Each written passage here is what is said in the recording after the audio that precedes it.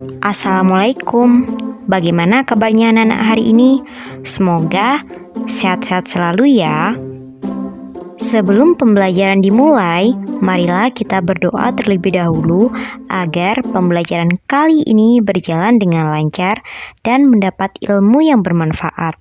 Berdoa dimulai. Selesai.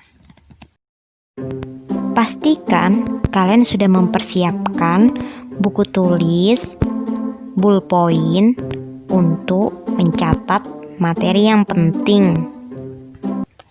Anak-anak, silahkan kalian menyimak materi dengan cermat agar kalian bisa menjawab pertanyaan yang telah Ibu berikan.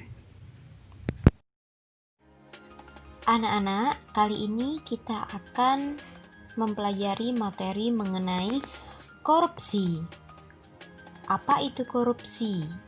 Nah, sebelum kita berlanjut, tujuan dari pembelajaran kita kali ini pertama menjelaskan pengertian korupsi. Yang kedua, menjelaskan kasus-kasus korupsi. Dan yang ketiga, menjelaskan upaya pemberantasan korupsi. Secara bahasa berasal dari bahasa Latin yang berarti busuk, rusuk, menggoyah, memutarbalikan, dan menyogok. Menurut bahasa Inggris yang berarti korup. Beberapa tokoh menjelaskan mengenai arti dari korupsi. Menurut Kartono, pengertian dari korupsi yaitu memberikan batasan korupsi sebagai tingkah laku individu yang menggunakan wewenang dan jabatan guna mengeruk kepentingan umum dan negara. Adapun menurut Transparansi Internasional yaitu korupsi berarti tingkah laku pejabat publik baik politikus atau politisi maupun pegawai negeri yang secara tidak wajar dan tidak ilegal memperkaya diri atau memperkaya mereka yang dekat dengannya dengan menyalahgunakan kekuasaan publik yang dipercayakan kepada mereka. Dilihat dari sudut pandang hukum, perbuatan korupsi mencakup 4 unsur. Pertama, melanggar hukum yang berlaku. Kedua, menyalahgunakan wewenang.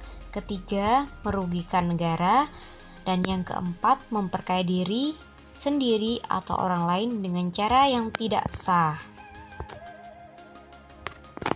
Oleh karena itu, terdapat beberapa jenis tindak pidana korupsi. Selain terdapat keuangan negara, beberapa jenis tindak pidana korupsi. Pertama, memberi atau menerima hadiah atau janji. Kedua, penggelapan dalam jabatan. Yang ketiga, pemerasan dalam jabatan. Keempat, ikut serta dalam pengandaan.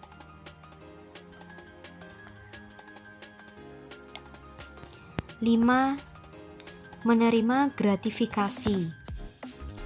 Korupsi juga dapat terjadi saat kita menyalahgunakan waktu atau biasanya disebut korupsi waktu. Secara umum, sebab terjadinya korupsi yang pertama, kurangnya transparansi di pengambilan keputusan pemerintah atau dalam penyelenggaraan pemerintah. Kedua, kebutuhan pendanaan yang sangat besar saat berusaha untuk mendapatkan kesempatan. Yang ketiga, lemahnya ketertiban dan penegakan hukum. Keempat, lemahnya hukum profesi. Dan yang kelima, kurangnya kesadaran masyarakat untuk ikut memberantas korupsi. Akibat terjadinya tindakan korupsi. Pertama, bidang ekonomi dapat mengakibatkan larinya modal luar negeri, gangguan terhadap perusahaan.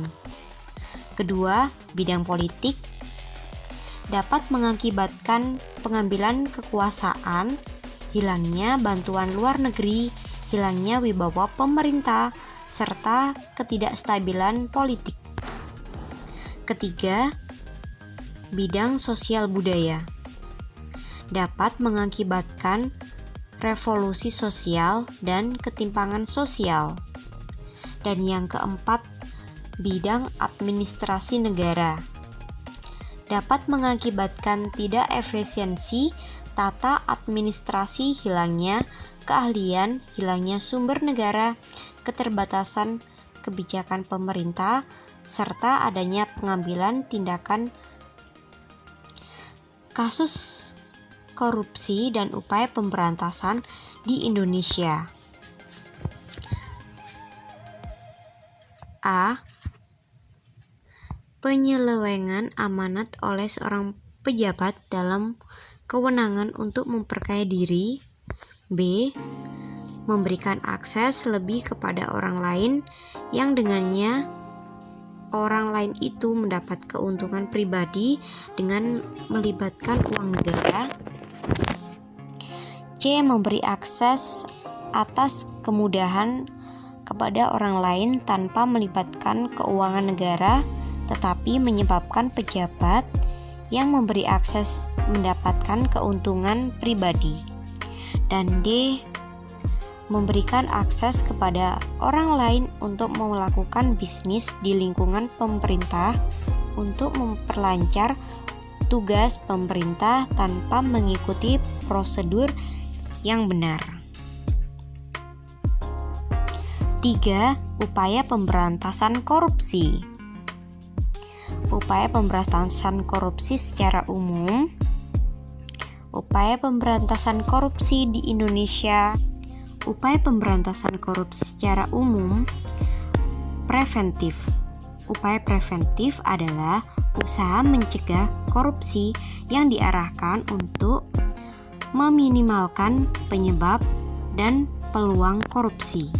Yang pertama, membangun dan menyebarkan etos pejabat dan pegawai baik di instansi pemerintah maupun swasta. B. Mengusahakan perbaikan penghasilan bagi pejabat negara sesuai dengan kemajuan ekonomi dan kemajuan swasta. C. Menumbuhkan kebanggaan dan atribut kehormatan diri setiap pejabat pekerjaan. Dan D. Meningkatkan efektivitas keteladanan pemimpin dan atas dalam memasyarakatkan pandangan, penilaian, dan kebijakan publik. Upaya pemberantasan korupsi secara umum represif diarahkan untuk menangani atau memproses perbuatan korupsi sesuai dengan peraturan perundang-undangan yang berlaku. Pertama, pembentukan badan atau komisi anti korupsi. Kedua, penyidikan, penuntutan, peradilan, dan penghukuman koruptor besar. Ketiga, penentuan jenis-jenis atau kelompok-kelompok korupsi yang diprioritaskan untuk diberantas.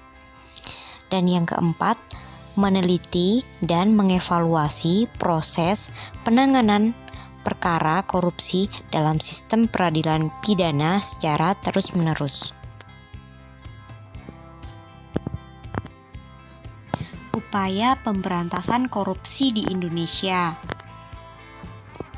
Pembuatan paket peraturan perundang-undangan pemberantasan korupsi. Dan yang kedua, pembentukan lembaga pemberantasan korupsi. Sekian pemaparan materi, kurang lebihnya mohon maaf. Wassalamualaikum warahmatullahi wabarakatuh. Tetap semangat dan jaga kesehatan. Selamat bertemu di video selanjutnya.